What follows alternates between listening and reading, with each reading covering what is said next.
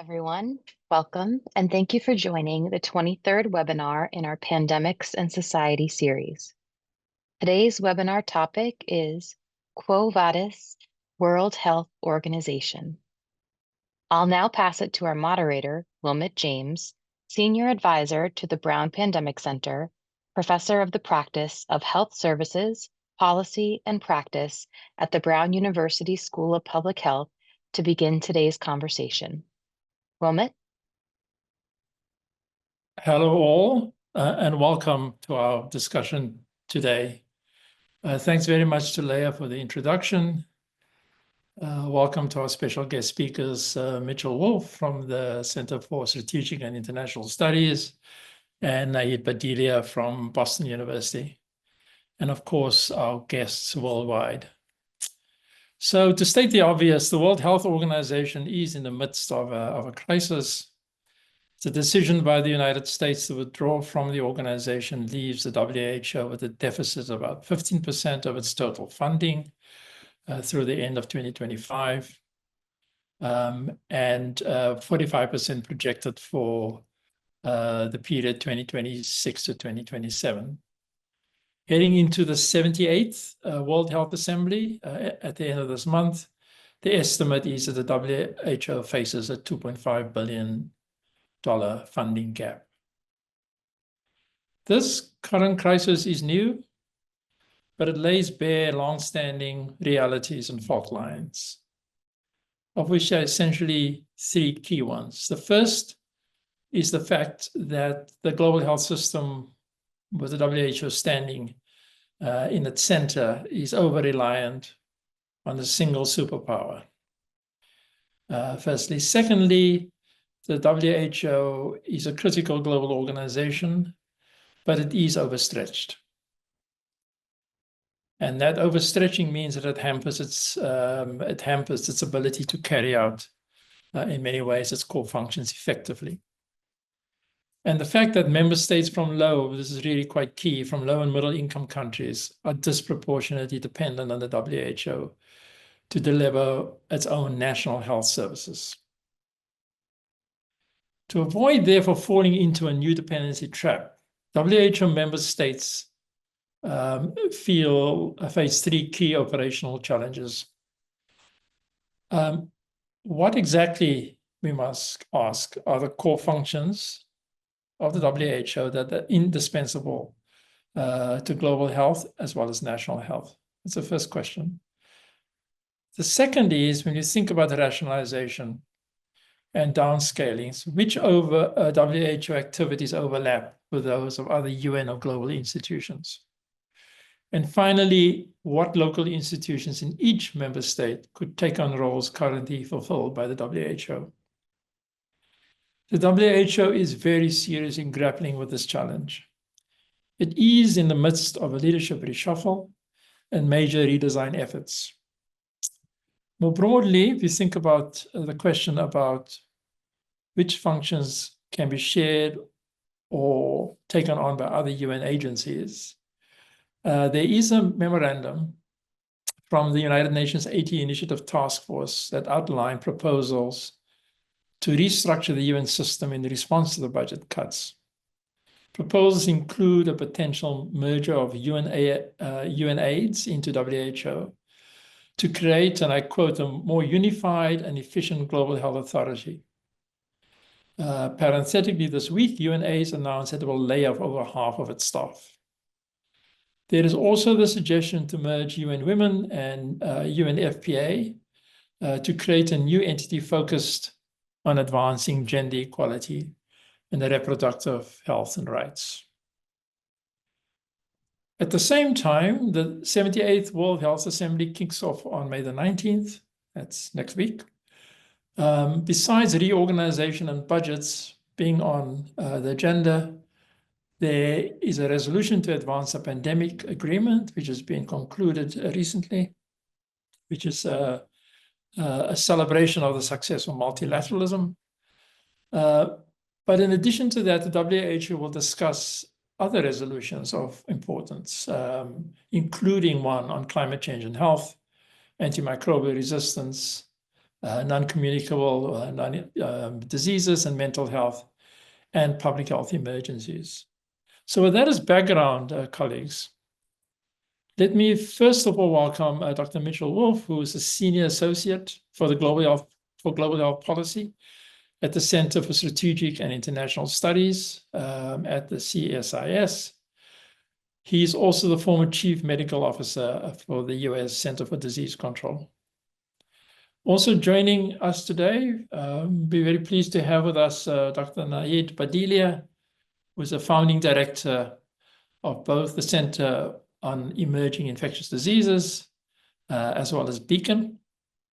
She's an infectious disease associate professor at Boston University School of Medicine and an associate professor of global health security at Boston University's Frederick S. Pardee School of Global Studies.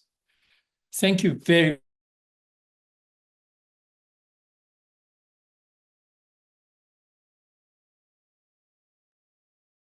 I believe you might be having some technical difficulties on your side. Q&A function, so we can answer your questions later in the discussion. And let me start off by saying there are three big issues here. The first big issue is, what is the WHO's core business? How do we define it? Secondly, how do we upscale domestic financing of health? Second one. And the third one, how would the WHO deal with its overwhelming agenda in a time of crisis? And how can we support them in getting what they need to do right? Principally, and I state this up front, we need the WHO. The world needs a WHO. The United States needs a WHO. Otherwise, it will be left out of what is a global surveillance system. So we need one another. And so our ethos is how can we help? So let me start off by saying that there are currently 125 distinct health initiatives the WHO supports. So how would one recommend picking and choosing what's important? What should the WHO's core business be? In an opinion piece I published with two co-authors, we said the following. This is what we thought. First, the first element in the core business agenda is to coordinate and implement the international health regulations. And obviously that lies at the heart of what the WHO has always done, which is the legal framework that defines all countries' rights and responsibilities in the prevention, detection, and response to outbreaks and health emergencies that can lead to global health crises, as we saw with COVID. So that's the first one. The second one is to establish global standards. This is its normative function and standard setting function as a global technical support agency. So it's about establishing global standards and doing that as we move through the modern history of disease in the world, including maintaining data platforms and research on global public health measures that benefit all countries. And third, to champion primary healthcare and universal health coverage as drivers of improved public health in all settings. So that is what we suggested. And the question is, are we on target? Are we off target? Are we too narrowly focused? Are we too broadly focused? If I can first turn to you, Mitch, for a response. Sure, thank you. And thanks, Wilmot, for inviting me, and happy to be participating in this webinar.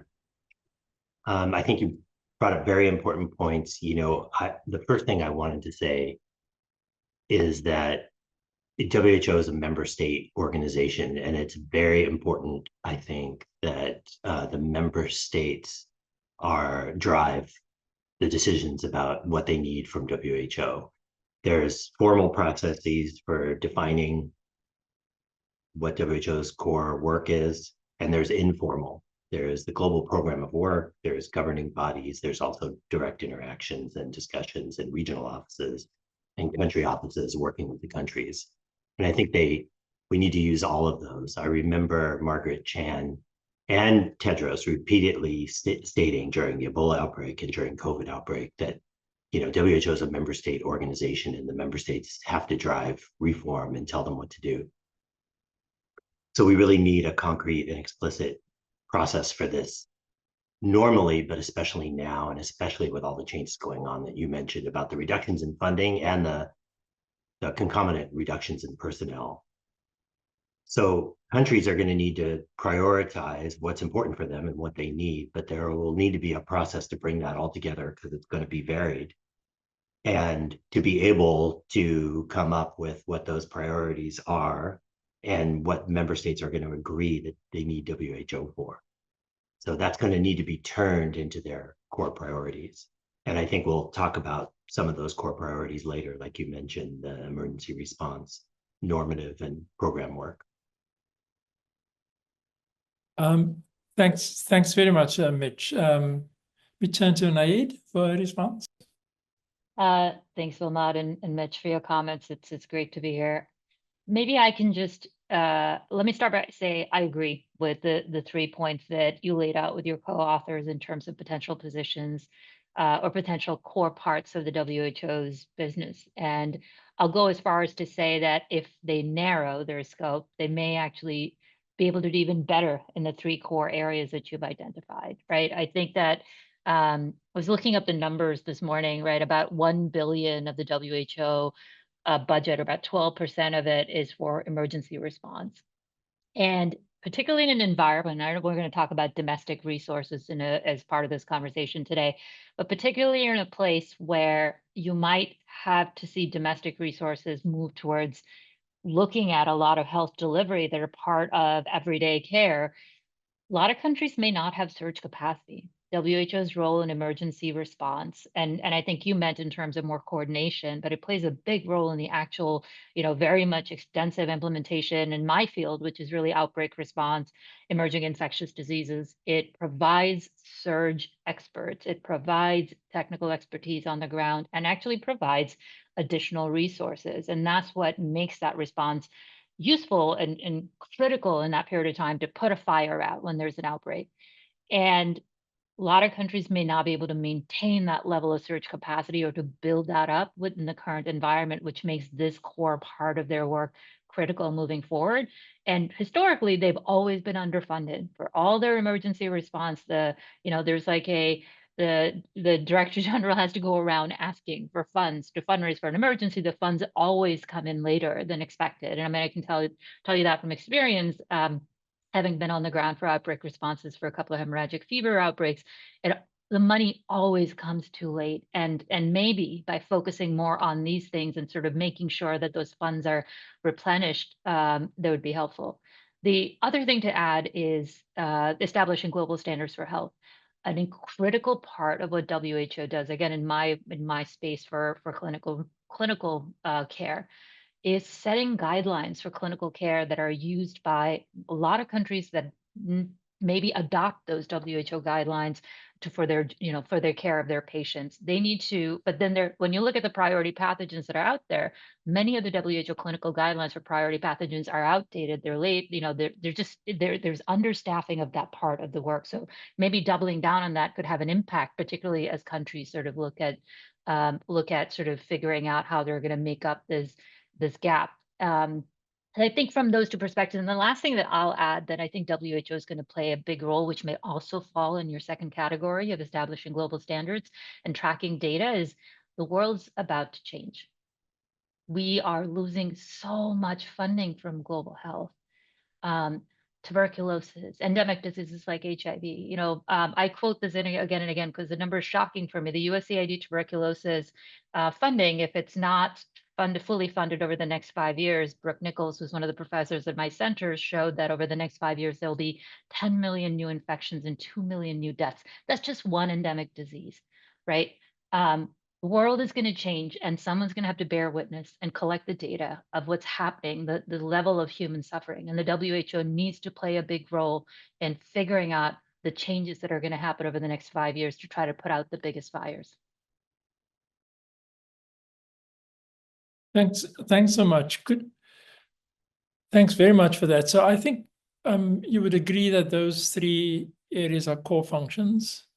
But within those core functions is a question of how far do you need to go from being a technical support agency to so many member states to running operations. And what you're saying is that the one operation that's really required is essentially the health emergency core of the WHO, and to prime it to help with pandemic response and epidemic response and prevention, together with everything else associated with that. That is on the science side, meaning the ability to actually detect outbreaks early, which means it's a pathogen detection, and high consequence pathogens included in that operation. So the science division is clearly very important, translated into workforce development for highly specialized functions. Would you agree with that, Mitchell, that is something that should be strengthened with increased budget allocation? And then the other point that Naeed mentioned is that the WHO must be in a position to have easy access to funding, not just access to funding, but easy access to funding during an emergency. It can't be held up by massive bureaucratic systems in order to have the kind of rapidity it requires to deal with outbreaks. And if you think about the outbreaks we've experienced over the last 5 years and how that's changing, and how that will be changing with our response post-COVID in terms of the cuts that we face, some people estimate we're looking at a 45 to 50% reduction in funding going into global health security over the next 10 years. How would we get that right, that kind of operation? Yeah, first I just want to mention about these core business. You know, I do think core business is very important to think about, and it also has a lot of different, it can have different interpretations and meanings. And stakeholders may not all agree on what those definitions are. You know, countries, donors, NGOs, civil society may have different ideas of what core functions are, and they all have important and valid priorities. One thing that I think is important to keep in mind is that organizations and WHO may have had core missions, but I would urge not to look backward, but to look forward and say, what is the core mission that we need now for the future for WHO? And that countries should be looking forward, like what is the need for the future, rather than looking backward. So we were talking about normative functions, and the implementation of the IHR is important, and they just opened up the IHRs and made some changes, which was great. You know, one issue that's going to come up is the teeth of the IHR, especially for emergency response. And I don't think that that's something that's solved, and that is an area to kind of look to for the future. The normative guidance, I think, is an area that many countries are relying on WHO for, and you can debate how well they've done, but I think they've, you know, provided a huge impact, and countries likely will be looking for that in the future. And data is really increasingly important. There's many issues around it, platform sovereignty, rights, and benefits, and I just wanted to mention data for a minute. I think it's going to be important for there to be policies and standards, but it may not be the same entity that actually creates a platform and and develops that platform and maintains it. So I think that it's going to be important for WHO to look at the kind of difference between having a normative function and then a implementation function. And then I also agree with the 3 points from your op-ed, and also that the emergency response part of it is going to be critically important. Again, it needs to be driven by member states on what they find as priorities. I imagine that if emergency response is one of the important things that really has been tried to be fixed but hasn't been fixed sufficiently, is rapid availability of funding for response. I agree. So we've got to learn from those lessons of what was attempted may have worked somewhat, but didn't work well enough, and find ways to be able to get resources rapidly to the countries that need them in order to be able to improve, global pandemic preparedness and response. I think that's absolute underlying necessity. So thank you very much for that. So let's see, when it comes to data obviously, and data generation, data harmonization, data standardization, that whole field, it requires extraordinary expertise on the technical side and also on the training side, is key, obviously, to spotting trouble early, and understanding how disease spreads. It's epidemiology, and we've done a lot better post-COVID compared to pre-COVID, but there's still many issues involved in putting together a global surveillance system from what we have, which are run by member states, obviously. And the one asset that is actually developed under the WHO is the hub in Berlin, in terms of gathering epidemic intelligence, and it's done an enormous amount of work. And it certainly needs to go to the next level in having federated data systems in place that's generated. So I just wanted to highlight that that's an investment that needs to be leveraged into the future, given the points that you just made. Getting back to the IHR, the problem with the IHR is a lack of compliance. And the Global Health Security Agenda is set up under the Obama administration to accelerate that process. It remains an issue. So the number of countries who actually comply and have that, because there's no consequences for not complying other than it's kind of moral shame, right? So there's a sense we need to keep at this, and we need to enlarge the pool of countries complying with updated IHR within frameworks using the machinery that we have. And the question is, so I just wanted you to comment on that, if you don't mind. What do you think the incentives are for doing that? Because it's an international law, but effectively there is no punishment for not adhering to it. So what are the smart ideas we're looking for enhancing compliance? Naive? Yeah, I was going to say, I think people smarter than me have tried that, and it has been much, much harder than expected. There's been the approach of, the pandemic, what was it, the PEF, the pandemic, the fund utility, right? Not the current pandemic fund, but the one that was set through the World Bank to potentially promote early investment, right? To have to have favorable terms to do some early investment, and then to have a window through which cash could be brought out in the middle of an emergency, and that was not as successful because it was a move towards trying to deter. It was a move towards trying to get countries to come forward and actually respond to crisis because they know they're going to get resources. And there was the naming and shaming, which you talked about, which hasn't really been as helpful. We now have the pandemic fund, which is another financial sort of approach of having coalitions that come together with Global South countries that potentially could build that capacity to begin with to help address the readiness, so you could be better able to respond to the needs under the international health regulation, particularly for the goals of emerging infectious diseases or biological events. I'm not going to give you solutions. I'm actually just going to pose another troublesome situation. Okay, here's my troublesome scenario, which is that it's actually things are going to get worse.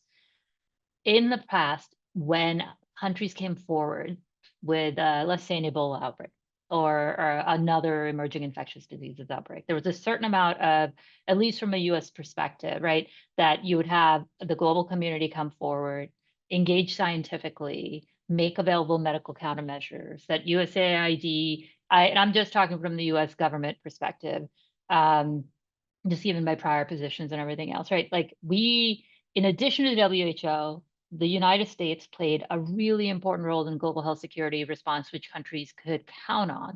That included technical expertise from the CDC, that included on the ground resources from USAID, that included, right, working hand in hand with WHO through invitation from the countries to be able to do this. And that was actually I would say that's a carrot to response, similar to some of the financial things that we've just talked about, to get countries to say, you know, if I open up about the threat, then I'll get all these resources and scientific partnership and general norms of the fact that the countries, most of the world will not respond with unreasonable travel restrictions or trade restrictions. We live in a very different world now. What is the incentive of a country at this point when there is no global health, very little global health funding, and we don't know what's going to happen with the emergency response with the WHO? What is the thing that will make countries come forward with threats, or to, you know, sure, they could invest and build capacity. I think that might be something in this situation that they might be driven to more to do, but I don't know that the carrots aren't there, and there are potentially more sticks, which is that if you come forward and you say you have an Ebola outbreak, most countries might actually get an angry tweet, and trade and travel restrictions may be put on without any scientific background, right? In a very nationalistic situation that we have across many of the global North countries that we're looking at. So that's my concern, is that we're in a worse situation of IHR adherence than we were in the past. There has always historically been this huge tension between identifying and finding outbreaks and sharing over the world because of the trade consequences, always. And so, so yes, that sits there, and how you resolve that is an issue. And I don't know what the answer is to that issue, other than making sure that alerts come from everywhere that can come from, and is reported up the line, and we have the technology for that in our place. But Mitch, a quick response to that. We need to move on to a related issue. Sure, a couple of things. I have no magic bullet, of course, for this. But a couple of things. One is, you know, I think the COVID pandemic showed us that politics and public health are inextricably intertwined and cannot really be separated. And I think we used to work hard to try to separate them. And I think that that's probably not the best strategy going forward. I think the best strategy is for the public health and politicals to work together now during peacetime as much as possible to build trust, and to, you know, have scenarios and to build expertise so that you can come up with decisions that are reasonable in a time of crisis when you've considered it before. I do think that that could have some impact. And that may help with being able to develop systems and processes that will prevent travel and trade from being restricted, which is everyone's fear, of course. In addition to the outbreak morbidity and mortality. And then second, just one like kind of small concrete thing is, I do think that the blame for countries that initially report something new, like a new pathogen or a new variant, was really disproportionate and a disincentive to reporting, and you know, could contribute to a worsening of outbreak and pandemic. And I think that's something concrete that the world can work on, which is, you know, preventing blaming from, you know, countries that do the right thing and report the first pathogen or first variant. So let me say, just to move on to the next theme, that what's under the circumstances you're describing, I think it's going to be difficult, really difficult. We're going to be challenged here, is that we do need to diversify the sources and let's call it the technology for disease reporting, so that it doesn't completely rest in many countries in the hands of governments.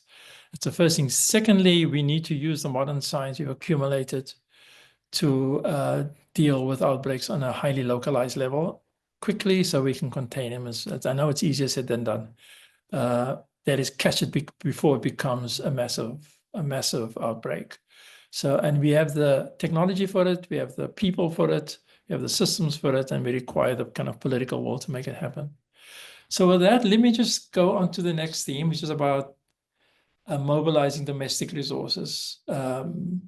So there was a document titled Health in the 2030 Agenda for Sustainable Development, which has been tabled for discussion at the World Health Assembly next week. It says, and I quote, at the midpoint of the Sustainable Development Goals, none of the 32 health-related targets have been met and will not be met by 2030. One of the recommendations is to accelerate progress for national governments to put more domestic resources on the table. And the question is, how viable is this, given the, competing priorities for national governments and looking at the growth levels that we're seeing presently? More broadly, in the light of the continuing declining investments in global health, what are workable financing strategies to accelerate progress in achieving the SDGs? And to note that Nigeria has tabled a resolution on universal healthcare financing, which is one of the core business elements we just referred to at the forthcoming World Health Assembly for discussion. So the issue is sitting there. And so the question is, how viable is that? What are your thoughts? Let me start this time with Mitchell, and then over to you, Naid. Sure, thanks for that question. I'm not an expert in financing, but what I think is that domestic financing has to be the backbone upon which other financing is contributed in order to have a sustainable system. I do think we're making great progress. Recent outbreaks in Ebola and COVID and Marburg have demonstrated that. It also shows that the past financing has helped. But with the changes that are happening now in architecture, and it's not just the US, but globally in global health funding, we need leadership to get interested parties together to come up with these forward-looking solutions. And I'm interested in your opinion too, Wilmot. I think that COVID demonstrated that the investments that have happened over the past 25 years, in fact, have had significant effect. I think that the world was able to respond much better than it would have been 25 years ago. I think that we knew what was going on much more than we would have 25 years ago. We're able to direct resources. Of course, there were a lot of problems, and there's a lot that needs to be done to continue strengthening. But I do think that it shows that although far from perfect, we've made a lot of progress, and we need to continue in this way, which is keeping to build the domestic funding with additional funding, which we still need from partners and donors from other countries and donors. I don't think countries are prepared right now to have fully, domestic funding that will help the world be able to prevent and respond to the next pandemic. But so I don't think necessarily there's kind of a quick fix or a silver bullet, but I do think that when it comes to sustainable public health infrastructure, we need to focus on domestic funding, but still have on top of that, for the time being, donor and other country support. Before I turn to you, Naid, just because of the work that you're doing in Boston with Beacon, is to ask the following, to frame the following question. There's, in our research done at Brown University, in a project called AWARE, which is about early detection and early warning systems, and knowing how public finance works, being in the South African government in the past, there is no dedicated fund for early warning. There isn't. It's bucketed into the amount of money they give to an institution like the US CDC or the National Institute for Communicable Diseases. And there's a feeling of what's required as a priority is to improve early detection of known pathogens. Early warning for unknown pathogens is a second issue that's important, which is about risk, which is quite expensive.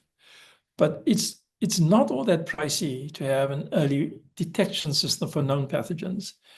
And in a low resource country, a feeling that you need a dedicated fund just for that. And not to be thrown into a general fund that is up to the individual politician to decide. So you understand my question. So if you could speak to that particular issue, especially because you're running an important surveillance system out of Boston University. Yeah, Wilma, maybe I'll just start by sharing about Beacon a little bit and talk about, right, what resources like Beacon could do. So the Beacon is Biothreats Emergence Analysis and Communications Network. You can find it at beaconbio.org.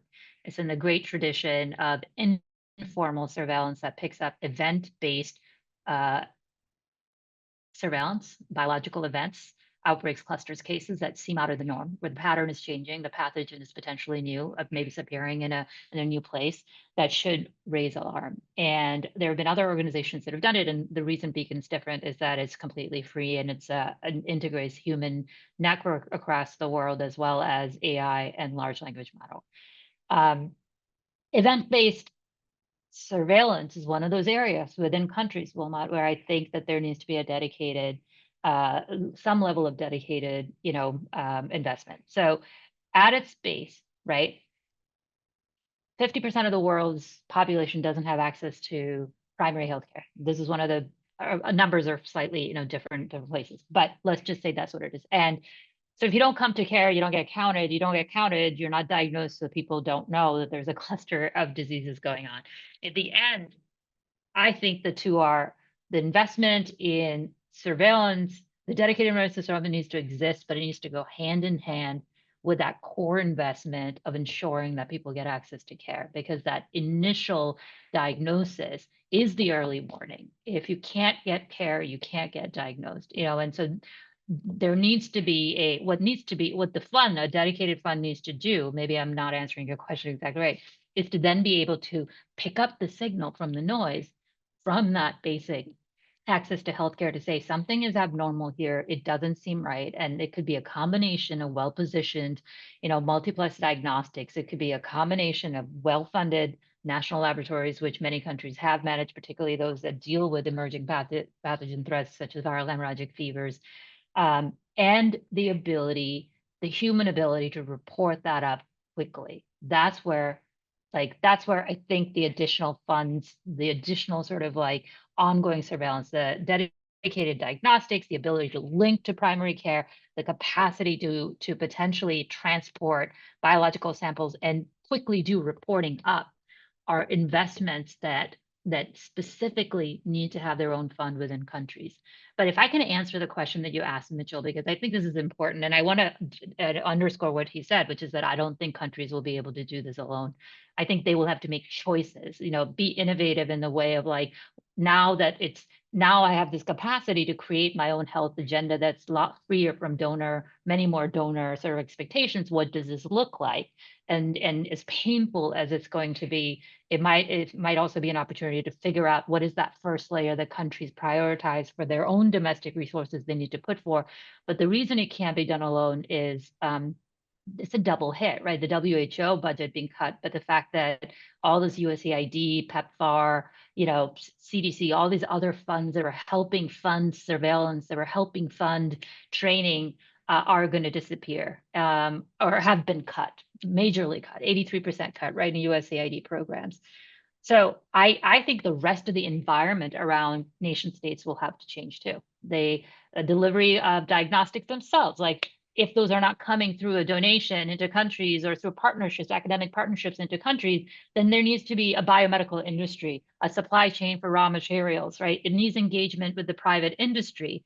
If every country can't really invest in a personal protective equipment cache, then there needs to be an agreement that regional organizations like the Africa CDC or others could play that role. So countries will have to decide what is their domestic resources going into versus what will they put into a common pot with regional organizations like Africa CDC versus what will they try to engage businesses and private sector in to try to meet that need. Because I think it needs to be a cohesive strategy because the world has changed and it's not just about nation states. I think it needs to be a larger conversation.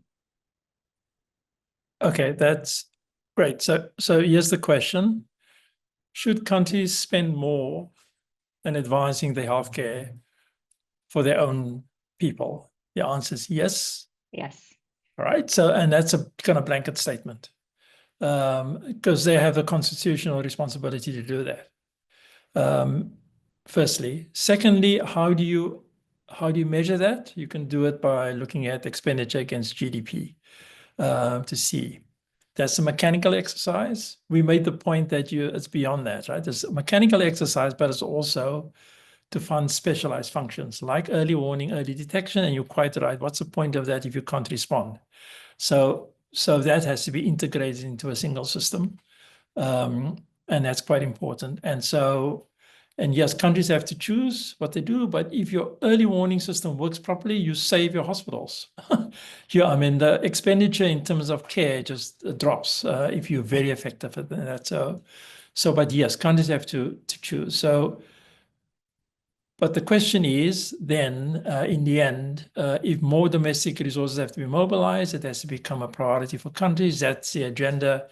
And that's one of the things that the WHO can incentivize, and it can support as well, and complement it with regional and global financing to add value to that basic exercise. And I think it's a good division of labor, and it's something we should work towards.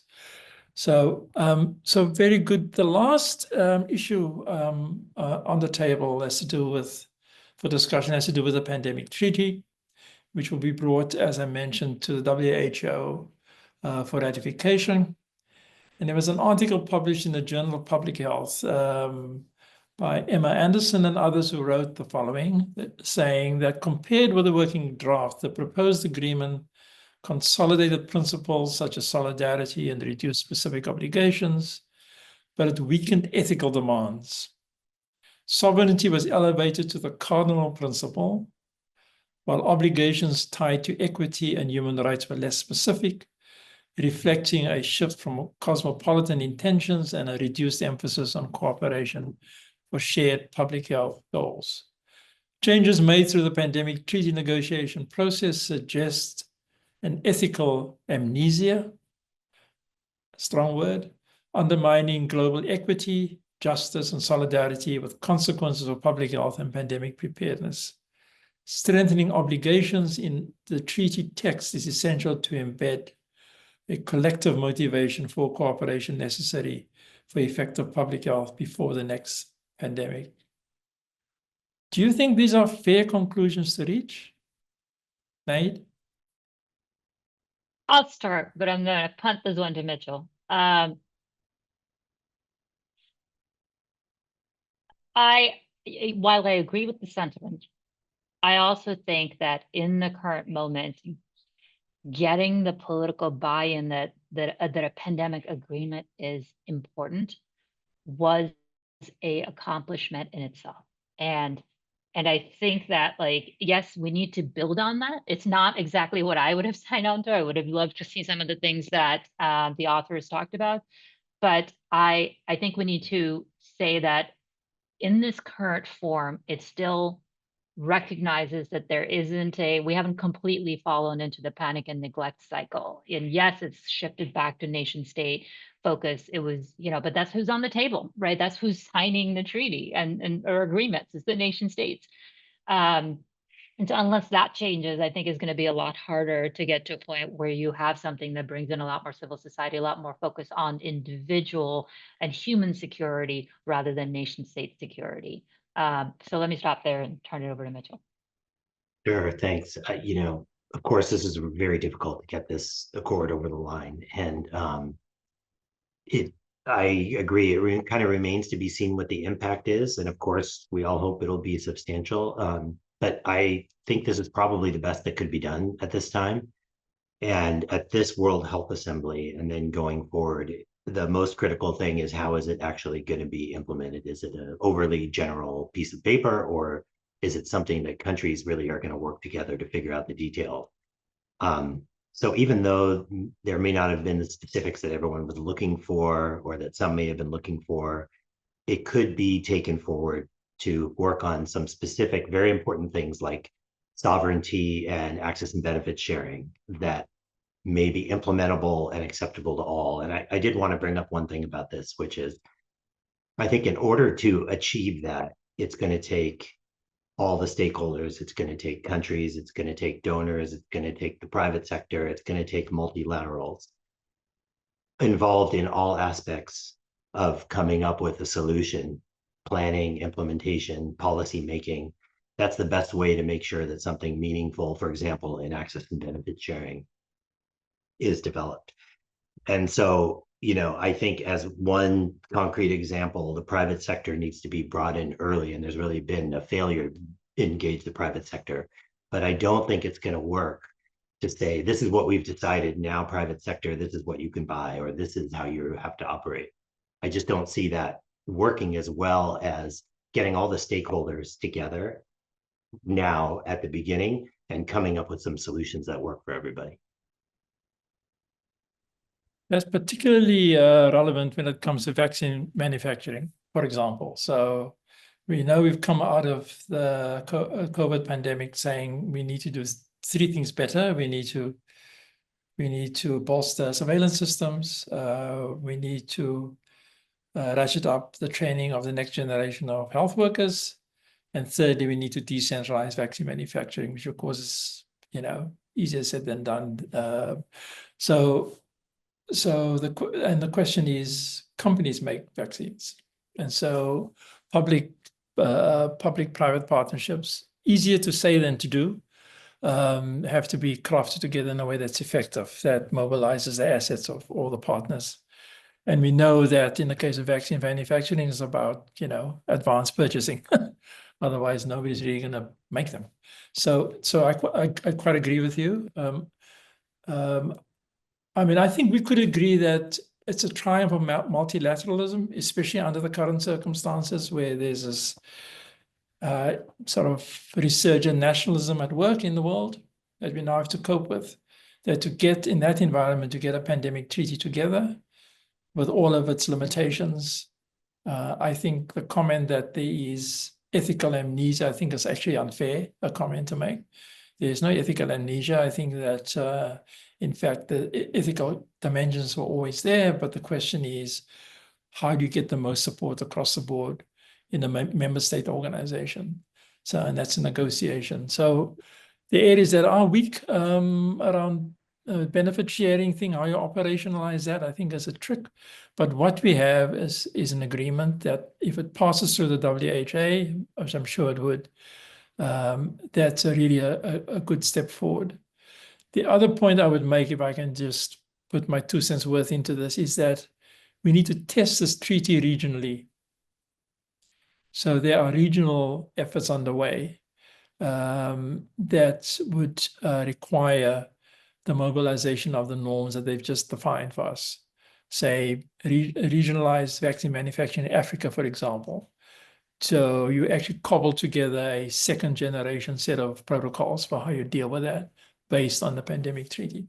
So I think that's so it's, I would say that it's worth celebrating. And I know it took a monumental effort to get this thing through and put it together. And we should actually be proud of that achievement. So a final set of comments. Let me just say in the chat, we've had a comment that prevention, early warning, detection, and access to the effective treatment of people who are ill could help lower costs. Thank you very much for affirming that point. There's also the question put, what percentage does the WHO put towards prevention measures?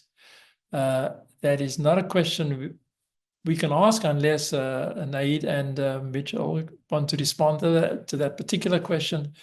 But I'm sure we know that people from the WHO are in on this call, so they would be able to think about what that is. In closing, let me just say that I'm going to ask both our panelists to just give their closing remarks, but I wanted to preface that by saying, looking at the WHO coming up, that it has to work through a full agenda, just to remind everybody that it has to both deal with an extraordinary degree of downscaling and the rationalization that has to go through, and at the same time deal with this business, right? So this is going to be a very unusual WHA, and we wish the gathering of health ministers and others good luck. But this is the agenda.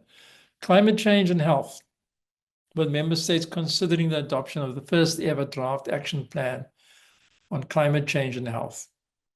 Antimicrobial resistance, with a decision expected on updating the global action plan. Non-communicable diseases and mental health, with a forward-looking lens to the upcoming UN General Assembly high-level meeting later this year. Public health emergencies, an issue that we've been focused on too, with a resolution to strengthen the evidence base on the WHO's ongoing emergency response agenda.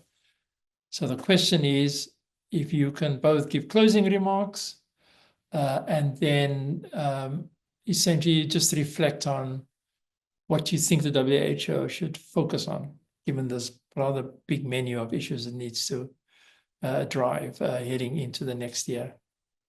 So over to you. Let's start with you, Mitchell, and we'll give Naeed the last word. Sure. First, I think that it's very important as WHO looks at its core functions, as I said, to look forward and not look back. And what is the future? What do we anticipate? What do we see as the major threats, and focus on that. Second, I just want to reiterate, it's a member state organization, and I think the member states must drive the determination of what's core. It's their responsibility. If the WHO is going to continue to function as it should, the member states really all have to drive. They have a responsibility to drive development of what's core. And I want to make sure that we remember the importance of the emergency response, especially now, even though the world has advanced quite a bit. I still think there's a lot of assistance that's needed in emergency response. Looking forward, AMR and climate change are absolutely critical and need to be taken into account in a variety of areas. And just to go back to one point that you brought up about early detection, I think as far as pandemic prevention and response, there have been a lot of innovations in early detection. It's absolutely critical to build up that capacity in every country. Every country is going to want to do it in their own way and is at a different place. But I think taking advantage of the innovations and making sure that we include all of the sectors that could be involved, including private sector, is going to be critical in order to be able to really build that early detection capacity. Thanks. Before you respond, Naeed, there's a question in the chat I'd like to fold into your response. The question is, what role can the G20 play in resetting multilateral collaboration? And just to note that South Africa, my country, is the chair of the G20 this year, and the United States next year. If I can just fold that question from the chat into your response. Yeah, a great question. We've talked about the changing funding landscape, right? With the US pulling out, I think it's like one of the biggest donors, even though percentage-wise, the US of its annual budget, the foreign aid is much smaller than some of the other countries, Scandinavian countries and others. Number-wise, because it's such a big economy, it represents this gap. And you're seeing changes already in the environment with EU and others and individual countries coming forward to say that they would add more to respond. You have foundations like the Bill Gates Foundation, right? Who my understanding is the first quarter, they spent a significant portion more than usual of their endowment in helping fill some of the roles that we've seen in terms of gaps. The world needs better coordination of now that these gaps exist, and we're soon to see complete change. The vision that we talked about, that what Mitchell was alluding to, like facing towards the future and looking to see what the most important things are.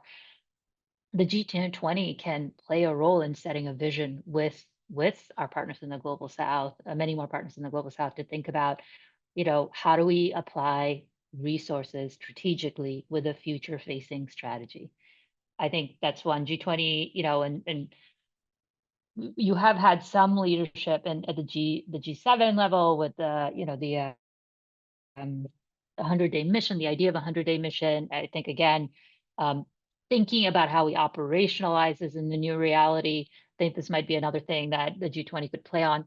So then rolling this into the response that you talked about with the WHO, all the topics you talked about are so critical in my line of work. It's like choosing your favorite children, right? Like you can't, or your least favorite problems. They're all horrible. Climate change is horrible. AMR, is horrible. Climate change is the crisis of our generation. It's only going to get worse with future generations because there seems to be no stop in the rolling down of our environment, and that brings a level of unpredictability and instability globally that I don't think we are ready for, because there's still parts of the world that don't even believe it's a real phenomenon, despite all the things that have happened. And I think that's going to be a bigger and bigger public health issue. It's already here. The way that weather patterns changes the way the birds migrate, which changes the way with the influenza, avian influenza spreads, right? Like it's all interconnected. Same thing with AMR. I mean, AMR threatens to undo all the medical benefits of modern medicine, all your heart, valve replacements and your knee replacements and things that intended and expanded our lifespans and our quality of life are at risk with AMR. Like again, there's not that many drugs in the pipeline. And so actually CARB-X is based here at BU, and this is one of the big things that CARB-X invests in. I actually think you can't pick and choose between all the things plus the public health emergency that you're talking about, because they're all interrelated. You can't tease one out and think you're not going to have to do anything with the others, because they all connect with each other. Thank you very much.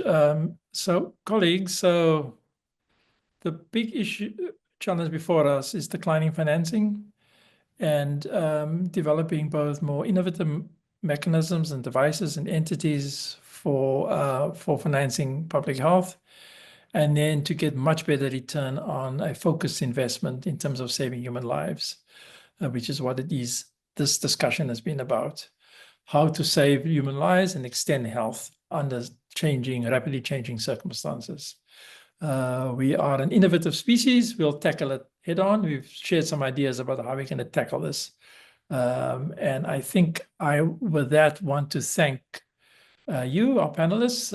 This is to Mitchell and to Naid, and to everybody who joined us today for such a really timely and robust discussion. Thanks also to our team at the Pandemic Center who helped put this together: Bentley Holt, Michael Mitchell, Leah Lovgren, Amanda Kogan, Carly Gasker, Andrea, Andy Ulig, Anne Wang, and Alice Sim. So to stay up to date on future sessions, please use the QR code on screen to access our link tree. There you can sign up for our webinar mailing list, catch up on past recordings, and explore other resources like our weekly tracking report, which includes updates on topics like Mpox, H5N1, and other global outbreaks. A recording session of today's session will be available on our events page of our website next week, along with previous webinars. Please follow us on social media for updates, and feel free to reach out with any questions or suggestions you may have. We really would love to hear from you. So thank you very much. To say that we are adjourned. Please be safe, be healthy, and stay engaged wherever you are. And with that, thanks again for attending and participating. Bye-bye.